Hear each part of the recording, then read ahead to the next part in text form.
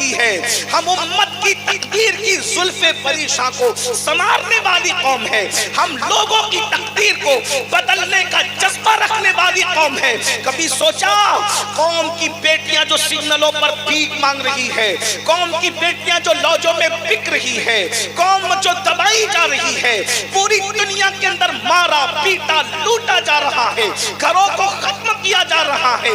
अल्लाह अकबर। इस सवाल की वजह क्या है? याद रखना, जब तक कौम मुस्लिम इल्म के परचम को अपने हाथ में लिए हुए थी, उस वक्त तक ये कौम हर जगह तरक्की पा रही थी। जब से ये कौम जिहालत की वादियों में भटक रही है, ये कौम जिल्लत और रुसवाई का शिकार हो चुकी है। तुम्हें पता है, अल्लाह अकबर, एक दौर वो गुजरा है, अगर किसी को इल्म सीखना होता था तो अमेरिका और बरतानिया नहीं जाता था। अगर किसी को इल्म सीखना होता था तो वो बगदाद मोहल्ला की सरजमीन पर आता था, समरकंद और बुखारा की सरजमीन पर जाता था। मुझे बताओ, अल्लाह अकबर, मुसलमानों के पास अल्लाह अल्लाह होटलें नहीं थी, मुसलमानों के पास कहवा खाने नहीं थे, मुसलमानों के पास अच्छी दरसगाहें थी, अच्छी दानिशगाहें थी। अल्लाह अकबर। आप क्या समझते हैं, जब तक हम इल्म से लेस रहे दुनिया में कोई हमारा मुकाबिल न था। आप जानते हैं, साइंसदान कोई होता मुसलमान होता, ज्योग्राफीदा कोई होता मुसलमान होता, इल्म तिब का मालिक कोई होता मुसलमान होता। आज भी लोगों को अलजेब्रा पर नाज है। आखिर ये अलजेब्रा है क्या? अलजेब्रा का नाम ही बताता है कि अलीफ लाम जो इस पर लग जाए, आखिर इसका ताल्लुक किस जबान से है? अल्लाह अकबर। फिसागोरस कौन था? तलाश करो। उमर खय्याम कौन थे? तलाश करो। इसी तरह इमाम गजाली कौन थे? तलाश करो। अल्लाह अकबर। मुसलमानों के पास इल्म था। आप कहेंगे आखिर मुसलमानों ही के पास इतना इल्म क्यों था? उसकी वजह यह है, मुसलमान एक जिंदा कौम है, मुसलमान एक जिंदा नबी के मानने वाले हैं, मुसलमान एक जिंदा किताब के मानने वाले हैं, मुसलमान एक जिंदा मजहब के मानने वाले हैं। मुसलमानों के पास टैलेंट बहुत है। अल्लाह रब्बुल इज्जत ने इस कौम को इतना टैलेंट अता किया है कि कौमें इस कौम के टैलेंट से लर्जा बरंदाम है। दुनिया जानती है, जब तक मुसलमान पढ़ते रहे कोई इनका मुकाबला नहीं कर सका। आज भी अगर ये पढ़ लेंगे कोई इनका मुकाबला नहीं कर सकेगा। आपसे पूछता हूं, अगर आपको ये मालूम है कि ताजमहल बनाने वाला मुसलमान है, लाल किला बनाने वाला मुसलमान है, भूल भुलैया बनाने वाला मुसलमान है, तो आपको ये भी पता होना चाहिए कि हिंदुस्तान को इतनी कुव्वत देने वाला भी कोई और नहीं है, वो भी मुसलमान है। क्यों? ये काम अनपढ़ और जाहिल लोग नहीं कर सकते। ये काम अनपढ़ और जाहिल लोग नहीं कर सकते।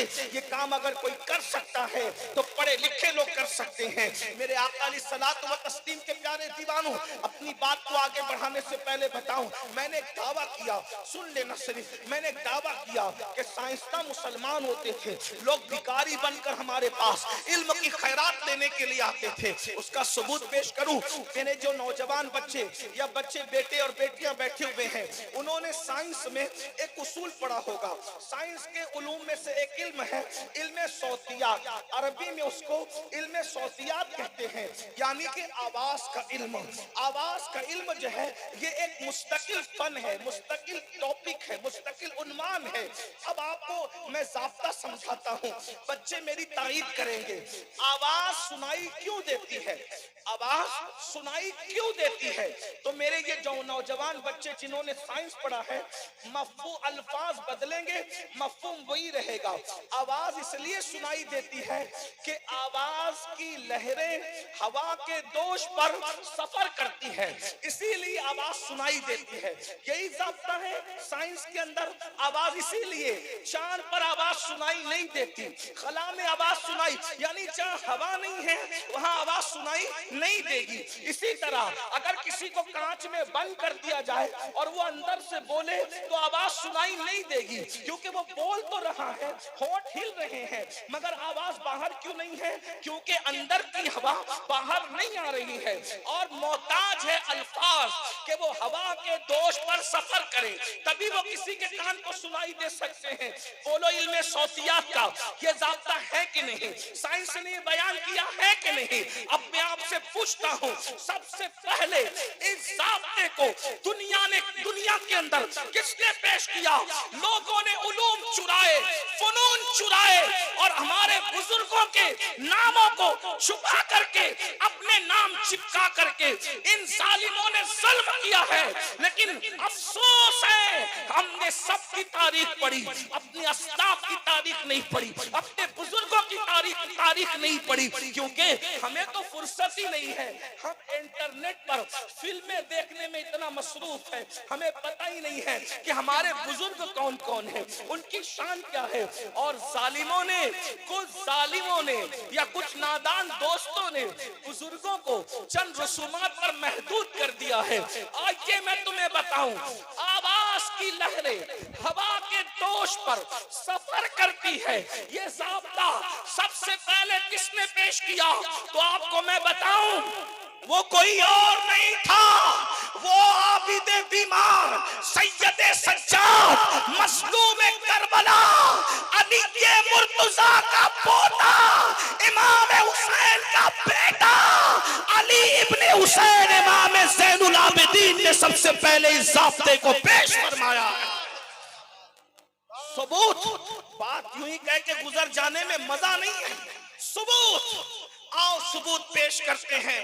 सबूत क्या है? जब करबला की सरजमीन पर सब शहीद हो गए, खैमे जल गए, सैयदा सकीना के चेहरे पे तमाचे लगा दिए गए, लाशों पे घोड़े दौड़ा दिए गए, लाशों को टुकड़े टुकड़े कर दिया गया, तो उस वक्त इमाम ज़ैनुल आबिदीन ने मातम नहीं किया, बाल नहीं नोचे, गालों पे तमाचे नहीं लगाए, बल्कि आप अपने नाना जान को पुकारते हैं, मुस्तफा जाने रहमत को पुकारते हैं, लेकिन काशिफ के तौर पर भेजे किसको? ताकि अपना पैगाम अपने नबी को पहुंचाए। तो इमाम ज़ैनुल आबिदीन ने कबूतरों को नहीं बुलाया, कौवों को नहीं बुलाया, चिड़ियों को नहीं बुलाया, आसमान को नहीं कहा, जमीन को नहीं कहा, बल्कि इमाम ज़ैनुल आबिदीन किसको कहते हैं? जरा गौर करे। इमाम ज़ैनुल आबिदीन कहते हैं, पढ़े लिखों की तवज्जो चाहता हूं, कहते हैं इन्नल तिया रिहस सबा यौमन इला अर्दिल हरम बल्लिग सलामी औदतन फीहन नबीजिल मोहतरम। ऐ हवा इधर आ, अगर तेरा गुजर मदीने की तरफ हो तो मेरे नाना को मेरा पैगाम पहुंचा देना। वाह भाई, जिंदाबाद जिंदाबाद, नारे तकबीर, नारे रिसालत, मसलके आला हजरत सादात इकराम हुजूर सैयद अमीनुल कादरी साहब किबला, हुजूर सैयद सलीम मियां साहब किबला। बहुत अच्छा पैगाम। आवाज की लहरें हवा के दोष पर सफर करती है। सबसे पहले ये ज़ाब्ता अगर किसी के कलाम से जाहिर हो रहा है तो वो मौला अली के पोते बाबे मदीनतुल इल्म के पोते अली इब्ने हुसैन इमाम ज़ैनुल आबिदीन के कलाम से जाहिर हो रहा है। अब मुझे बताओ, साइंस जिसको कहते हो वो वही को उसके सोते जो है वो कुरान मुकद्दस की आयतों से फूटते हैं। एक बात मैं आपके सामने और अर्ज कर दूं, आज पूरी दुनिया के अंदर तहकीक और रिसर्च हो रहा है कि जो दो दरिया आपस में मिलते हैं, मिलने के बाद एक का पानी मीठा है, एक का पानी खारा है, एक गदला है, एक साफ है, लेकिन दोनों मिलते वक्त, मिसाल के तौर पर जहां गंगा और जमुना को आप मिलते हुए देखें तो वहां भी ये मंजर आप महसूस कर सकते हैं। लेकिन बाज़ाब्ता तौर पर डरबन की सरजमीन पर जो है वो केप टाउन के इलाके में आप ऐसा समुंदर देखेंगे कि अल्लाह अकबर, दोनों का कलर अलग अलग है और दोनों एक साथ मिलते हैं, लेकिन दोनों मिल नहीं नहीं पाते और दोनों की मुलाकात आपस में हो नहीं पाती, मिल के बहते हैं लेकिन पानी एक दूसरे के अंदर जो है सम नहीं होता, मिक्स नहीं होता, हुलूल नहीं करता, जबकि पानी की फितरत में हुलूल करना है। तो ये राज क्या है? ये राज आज तक दुनिया की कोई किताब बता नहीं सकी। अगर ये कोई किताब बता रही है वो सिर्फ अल्लाह की किताब है। कुरान कहता है मरजल बहरैन यल्तक़ियान बैनहुमा बरज़खुल ला यबग़ियान। अल्लाह फरमाता है ये दो दरिया साथ मिलते हैं, आपस में हुलूल नहीं करते। वजह क्या है? वजह यह कि अल्लाह ने उनके दरमियान एक पर्दे को हायल कर दिया है, एक झिल्ली को हायल कर दिया है। इसी तरह एक आखिरी बात इस ज़िम्न में कहकर आगे बढ़ूं और एंड की तरफ चलते हैं। अल्लाह अकबर। फिरौन की मम्मी जो है, फिरौन के लाशा जो है वो दुनिया के अंदर मौजूद है, म्यूजियम के अंदर।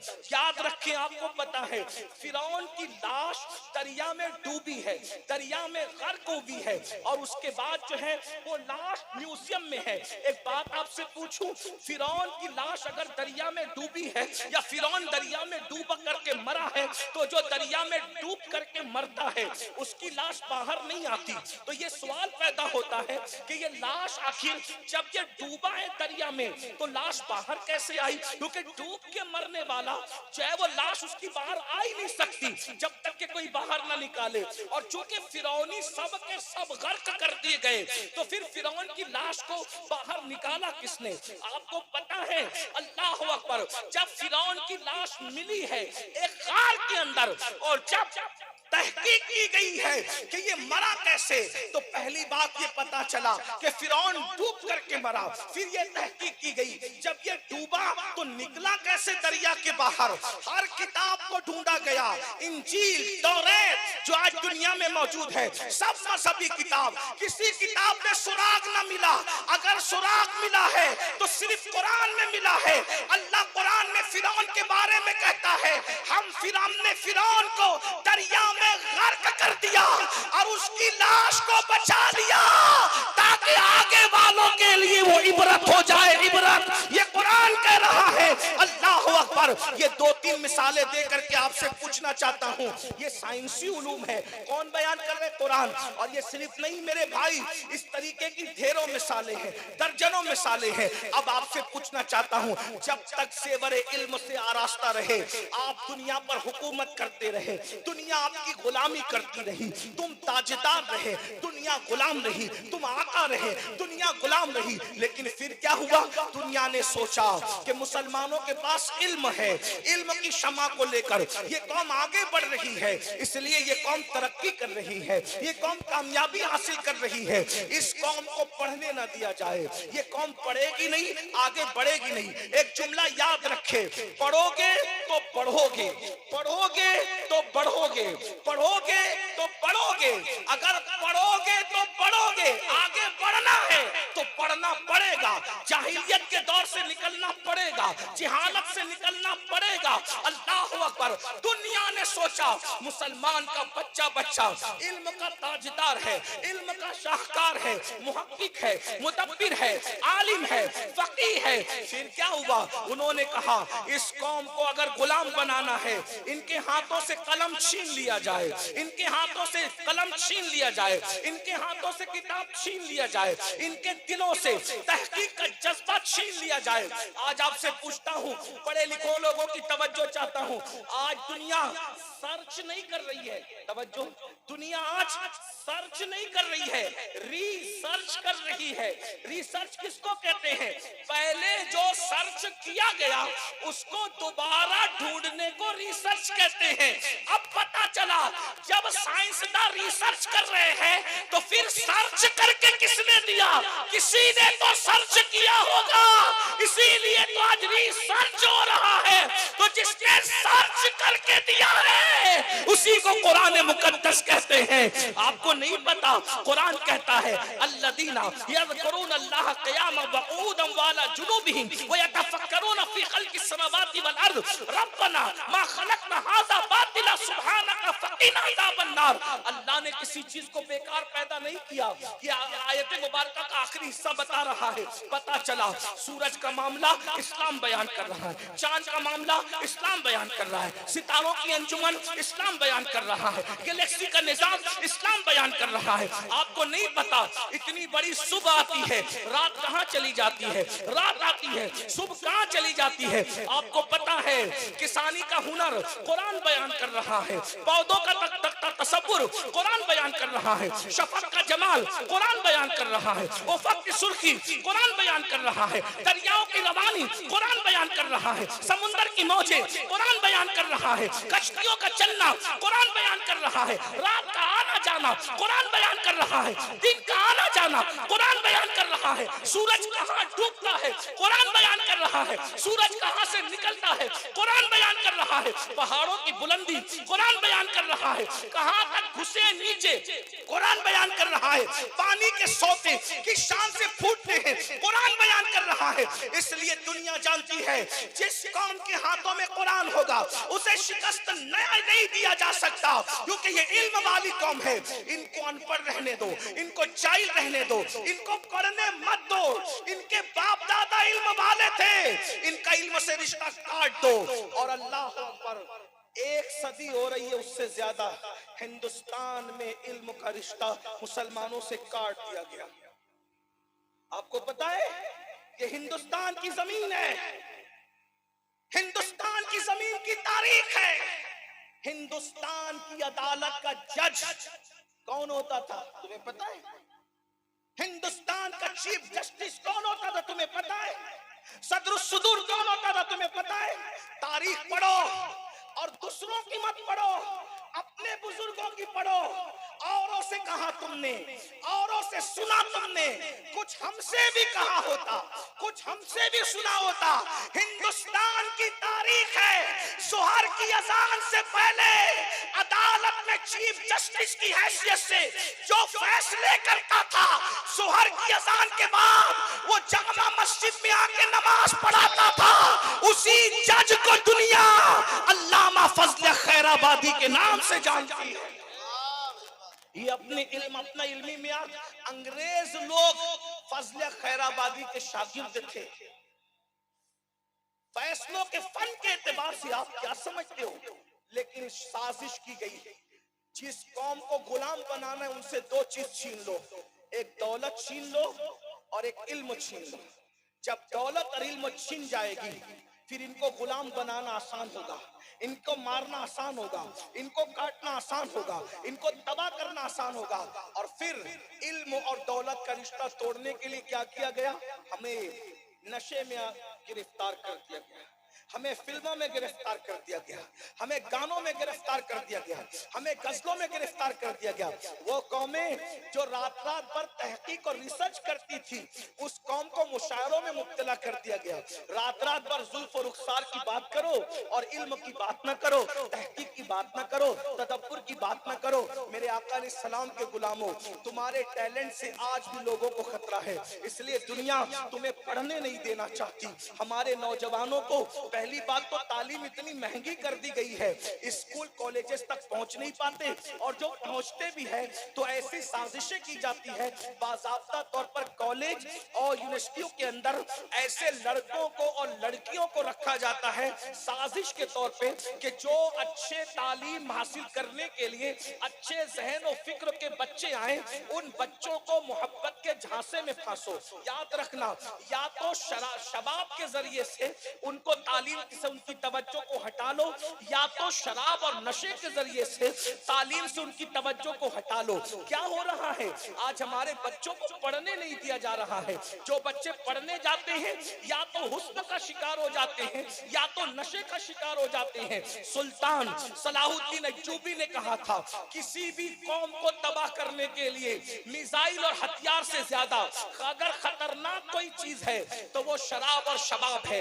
अगर किसी कौम को शराब और शबाब में मुब्तला कर दिया जाए तो फिर उस कौम को मारने के लिए हथियारों की जरूरत नहीं रहती। अफसोस, आज मेरी कौम को क्या हो गया? पहली बात तो बच्चे पढ़ते नहीं, और जो बच्चे पढ़ने जाते हैं या तो वो किसी की मोहब्बत का शिकार हो जाते हैं या तो वो नशे का शिकार हो जाते हैं। ऐ मेरी कौम के जवानों, खुदा के लिए अपनी हाल पे रहम करो। सितारों के आगे जहां और भी है अभी इश्क के इम्तिहान और भी है, तू शाही है, बर्बाद है काम तेरा, तेरे सामने आसमां और भी है, नशे से बचो, शबाब से बचो, हुस्न से बचो, नाजायज मोहब्बतों से बचो। इसलिए कि याद रखना, तुम्हारे और मेरे रसूल ने फरमाया, जिसने एक मर्तबा नशा किया, एक मर्तबा, और उसने तौबा नहीं की, जब वो अपनी कब्र से उठेगा, या तो उसका चेहरा सूअर की तरह होगा, या तो उसका चेहरा बंदर की तरह होगा। ऐ कौम मुस्लिम के जवानों, अपने आप को संभालो। दुनिया ने साजिश के तौर पर तुम्हारे दरमियान दरक का नशा, हेरोइन का नशा, गोलियों का नशा, शराब का नशा, अलग अलग नशे को प्रमोट करना शुरू किया है। और आप जानते हैं, कोविड के बाद से तालीमी मामले में और गिरावट आई है, क्योंकि मैं खुद भी एक मीडियम इंग्लिश स्कूल का चेयरमैन हूं और जूनियर कॉलेज का भी चेयरमैन हूं, अल्हम्दुलिल्लाह। हालांकि इस एतबार से हम अपना तारुफ कभी कराना पसंद नहीं करते। हमारा तारुफ ये है, अल्लाह अकबर, वसिद को सफा, कष्ट बेचारा जामी, गुलामे गुलामाने आले मोहम्मद। हमने खुद स्कूल कायम किया है, अल्हम्दुलिल्लाह। सुन्नी दावत इस्लामी के 15 से जायद स्कूल मीडियम इंग्लिश स्कूल चल रहे हैं। अल्लाह का शुक्र है, तालीम के मामले में हम मेहनत कर रहे हैं, इसलिए कि हम जानते हैं अल्लाह के रसूल अलैहिस्सलाम ने 23 साल की कलील मुद्दत में जो पूरे अरब के अंदर इंकलाब पैदा किया था, वो खालिस इल्मी इंकलाब था। नमाज का हुक्म आने से पहले, रोजे का हुक्म आने से पहले, ज़कात का हुक्म आने से पहले, सिला रहमी का हुक्म आने से पहले, सबसे पहले जो आयत नाज़िल हुई है वो कौन सी है? इक़रा बिस्मि रब्बिकल लज़ी खलक़, खलक़ल इंसाना मिन अलक़। ये आयत मुबारका पढ़ने से ताल्लुक है। पढ़ो अपने रब के नाम से। मेरे भाई, जो दीनी तालीम भी पढ़ो, और जिसे लोग दुनियावी तालीम कहते हैं, हम तो दीनी और दुनियावी तालीम में फर्क नहीं करते। हर इल्म कुरान से निकला है, हर इल्म के सोते कुरान से फूटते हैं, हर इल्म का सरचश्मा कुरान है। लेकिन लोगों ने तफरीक कर दी अगर है तो ठीक है, लोगों ने तफरीक की है तो सुन ले। दीनी तालीम भी हासिल करो और दुनियावी तालीम भी हासिल करो, और दीनी तालीम भी अपने बच्चों को दो और दुनियावी तालीम भी दो।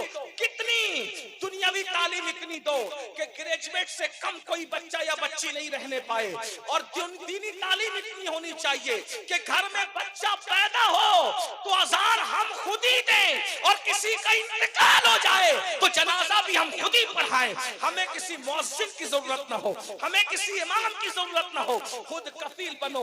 मगर हालात इल्मी गिरावट के ये है, हम इतना इल्म से दूर हो चुके हैं कि दीनी इल्म की गिरावट का हाल ये है, अल्लाह अकबर, कि घर में बच्चा पैदा होता है तो भी कहते बुलाओ मौलाना को, बुलाओ मुअज्जिन को, बुलाओ पीर साहब को। क्यों? घर में बच्चा पैदा हुआ तो अजान देने की औकात नहीं है, और बाप मर जाए तो नमाज़े जनाजा पढ़ना नहीं आती। कैसे मुसलमान हो? अल्लाह अकबर।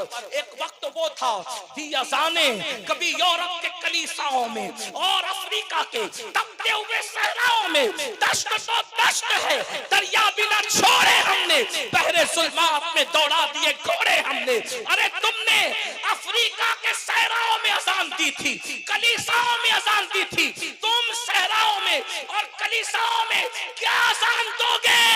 अब तो तुम अपने घर में अपने बच्चे के कान में अज़ान देने की सलाहियत नहीं रखते। कहते हो तबाही की वजह क्या है? तबाही की वजह यह है, कल तक तू कलीसिया में अज़ान दे रहा था, अब तू अपने घर में अज़ान देने की सलाहियत नहीं रखता। अल्लाह अकबर। जिस कौम का हाल ये हो कि अपने बाप का जनाजा खुद ना पढ़ सके, वो कौम कैसे तरक्की कर सकती? अपने बच्चों को तुमने बिजनेसमैन तो बना दिया, क्या अपने बच्चों को मुसलमान भी बनाया? कितना कम नसीब है वो बाप कि सारी दुनिया जनाजा पढ़े और उसका बेटा उसका जनाजा न पढ़े, तो तुम्हारी जिंदगी पर तूफ़े अफसोस है। कमा तदीन तुदान। बच्चा पैदा हुआ तो बाप कान में अजान देने के काबिल न था, और बाप मर गया तो बेटा जनाजा पढ़ने के काबिल न था। ये हाल है। फिर कहते हो कि हम तबाह क्यों हो रहे, बर्बाद क्यों हो रहे? कम से कम इल्मे दीन इतना सीखो, इतना इल्मे दीन सीखो, और अपनी बच्चियों को के इल्म का माहौल ये हो, इल्म